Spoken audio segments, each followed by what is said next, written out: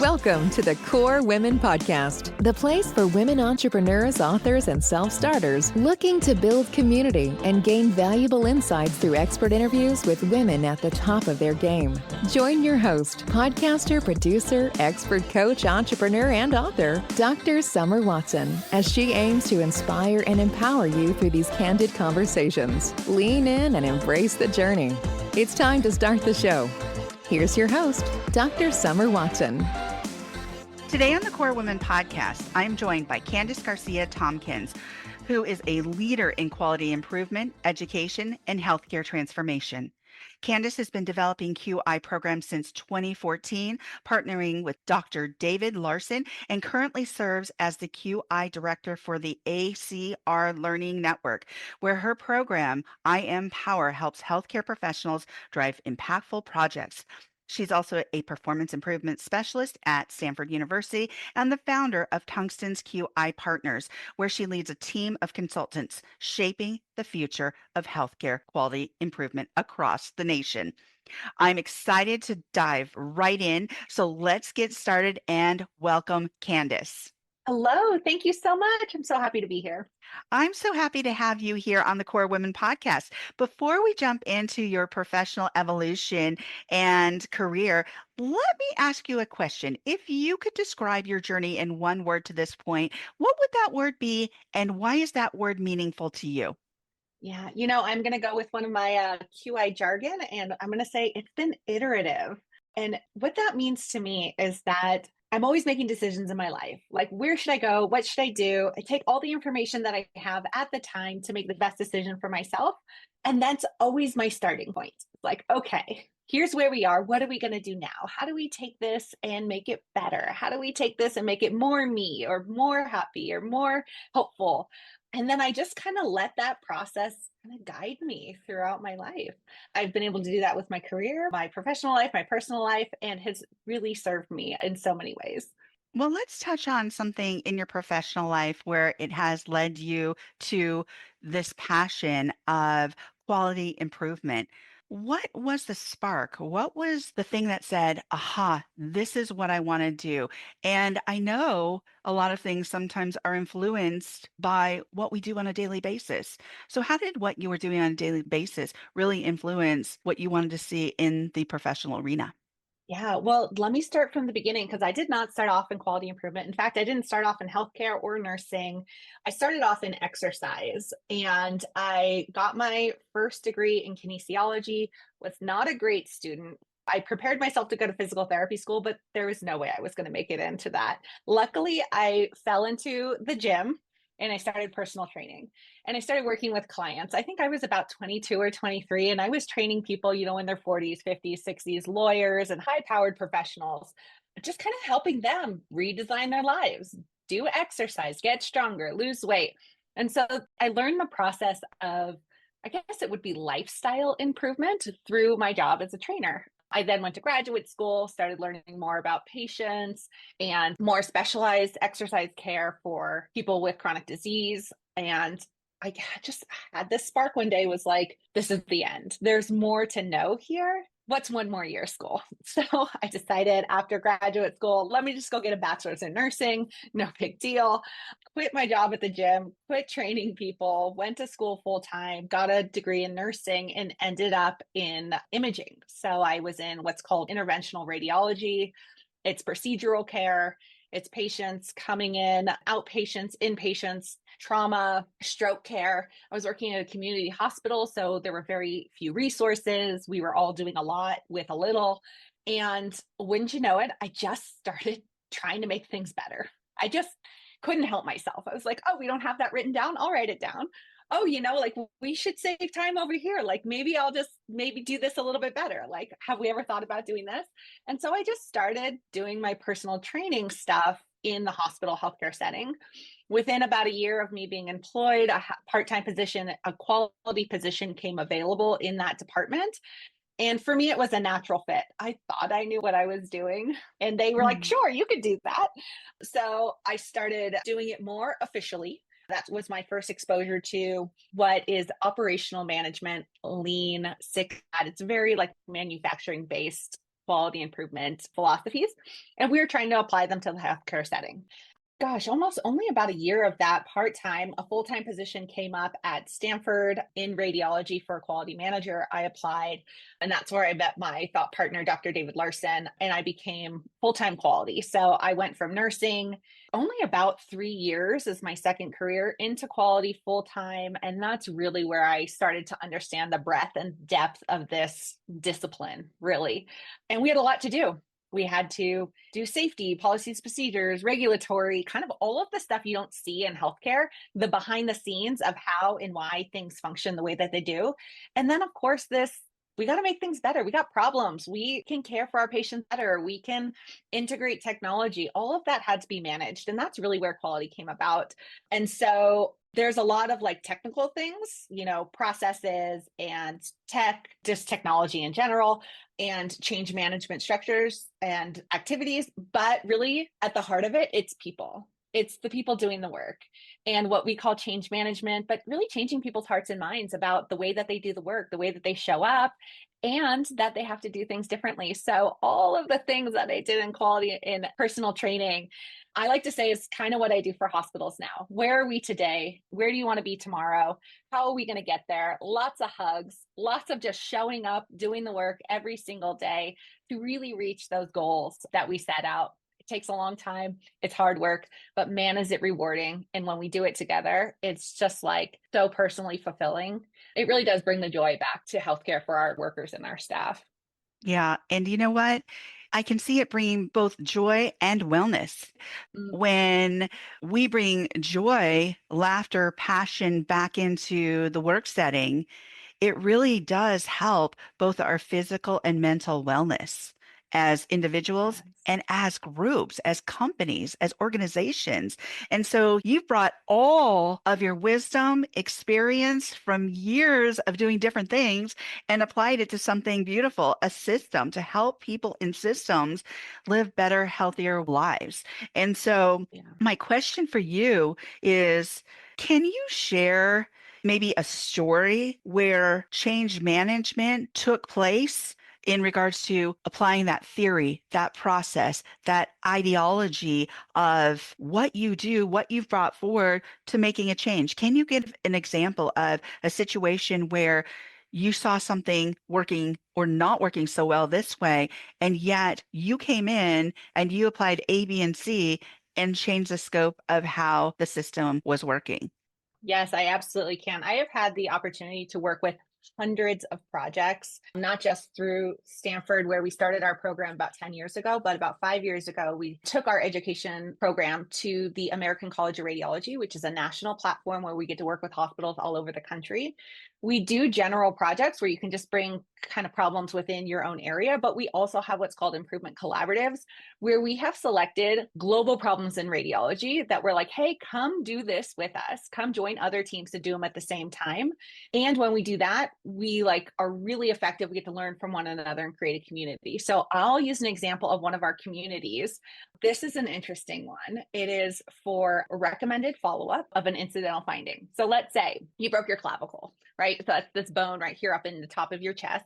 Let's say you had a clavicle break and you got an x-ray of your chest. The radiologist, the person who's going to read that x-ray and say, yep, that's broken, also gets to see kind of like your lungs and your heart and like other things that are in your body. And so they will look at the image and say, yep, it's broken. And they'll also scan the image to say, is there anything else here I should be noting? And so if by chance they find something like a lung nodule or, a spot on your lung, that's like, what is that? I don't know what that is. I think we should recommend follow-up.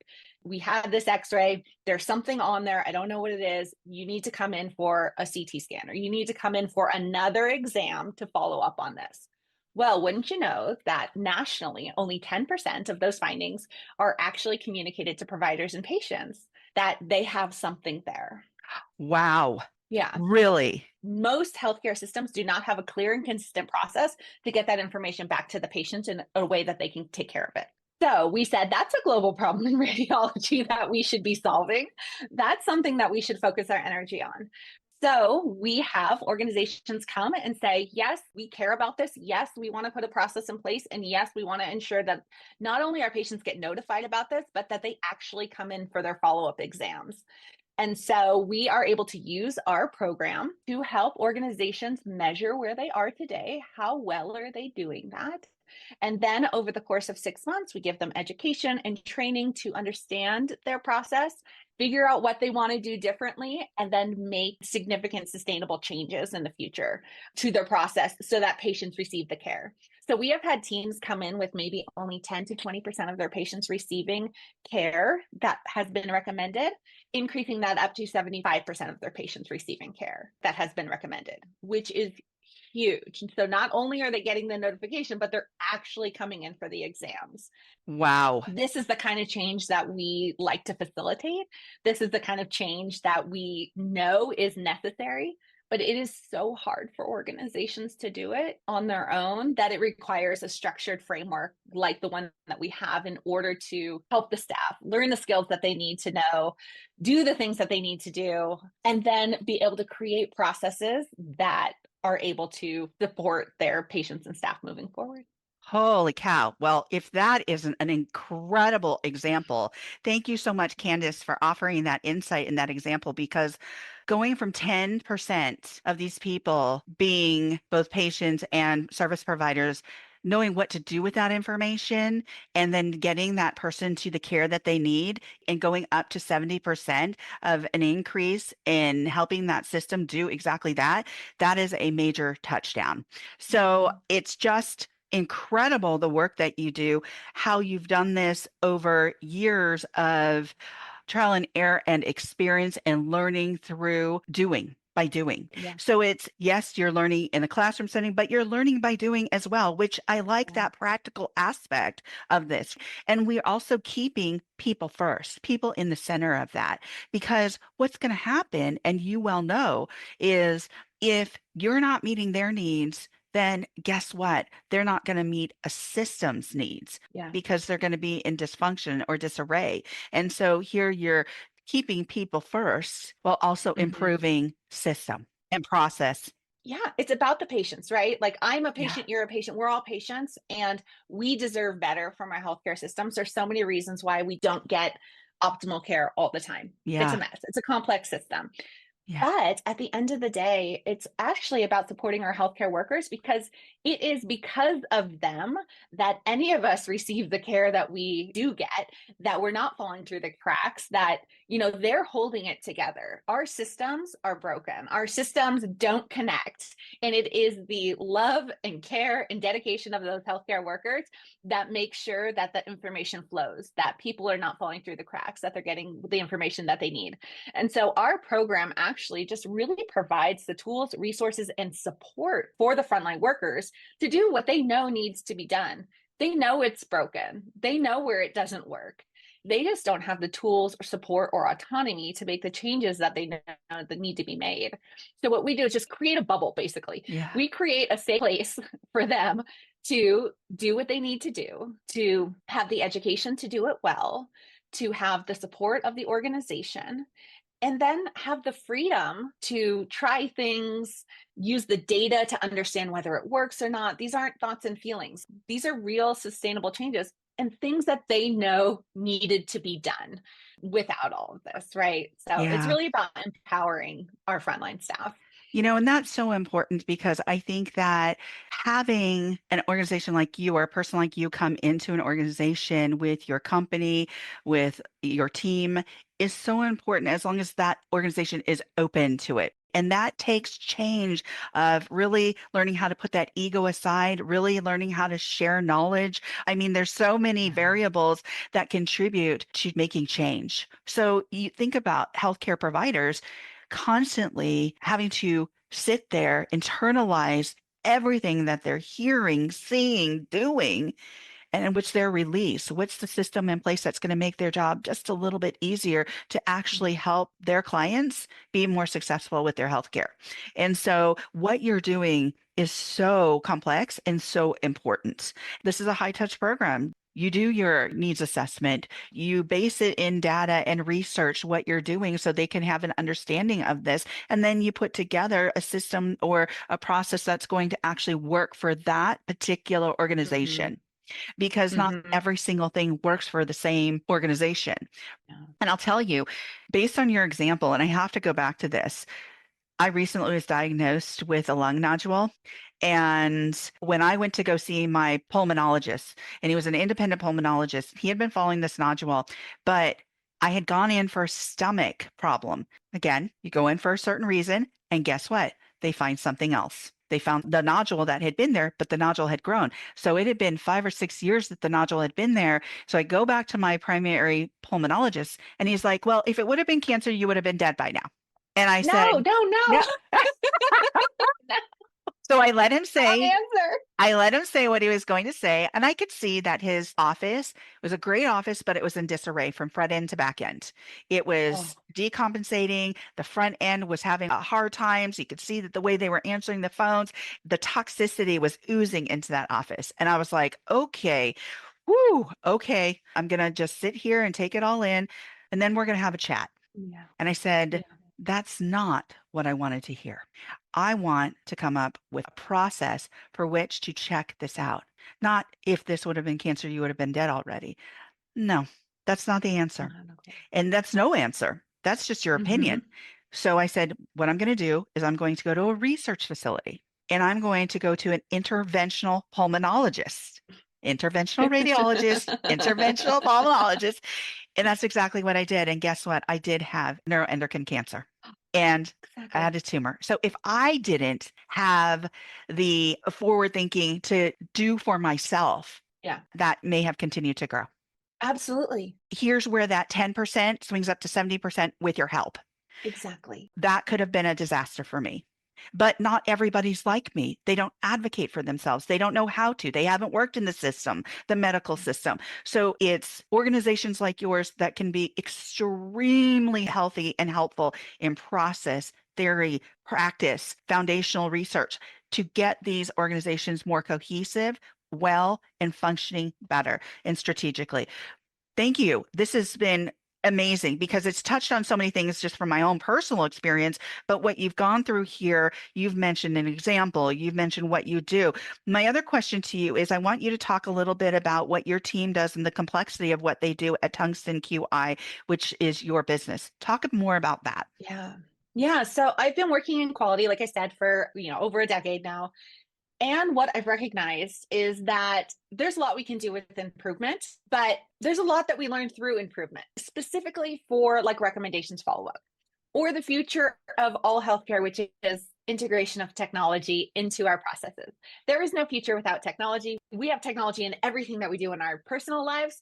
We should have it in our work lives. We should expect it from our medical systems as well. And so my company that I've been building alongside is QI specialists who worked with me for, the last 5 years in this kind of process. And what we recognize is organizations are not set up for improvement. They're not even set up to do the things that they want to do. And so what I do is actually offer services to organizations on one-on-one basis, also through the program, to go in and hold their hands to say, this is how you develop basically a program within your organization. So let's say you wanted to now track recommendations follow-up, or if you want to track your incidental findings, you can't just like track your findings. Like it doesn't actually work like that. You have to set up a program, right?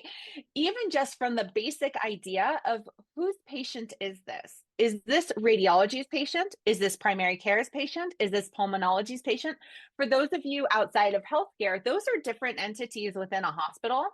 And the responsibility of the patient begins and ends with certain parts of the process. So, for example, placing an order has to belong to somebody. That order is the responsibility. That says that if I place the order, I am responsible not just for this specific activity, but the information that comes out of that activity. So if I am your primary care and I say, I'm going to place a CT for you, then I, as primary care, am responsible for the result of that CT, making sure that you know what happened, what your options are, what you're going to do next. So your care management.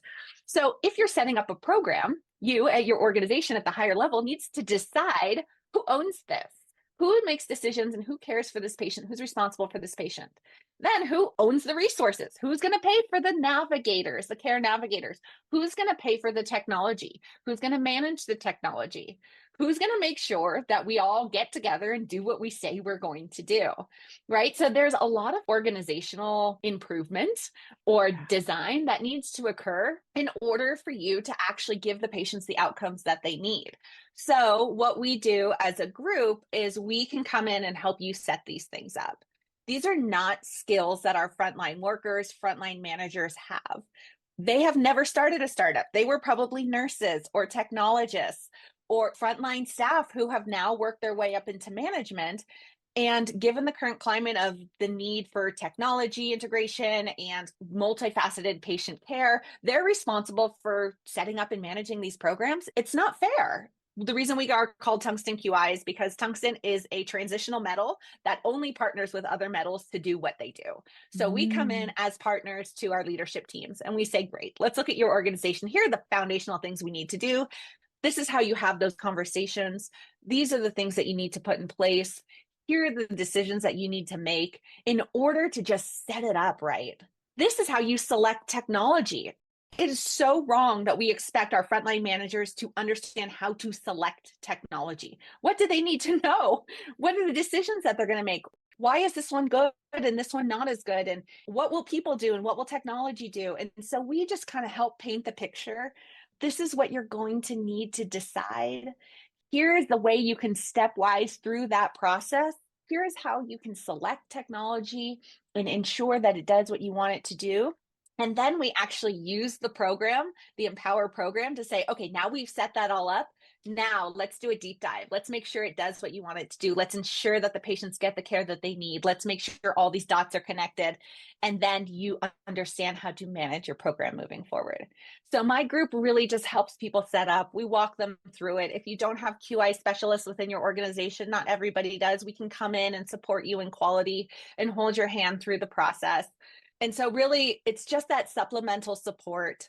Not everybody has the resources. One of the things that we're really passionate about is working through grants and nonprofit organizations. We know there's a lot of women's health organizations out there, or, health disparity organizations who want to help organizations provide better care for their patients.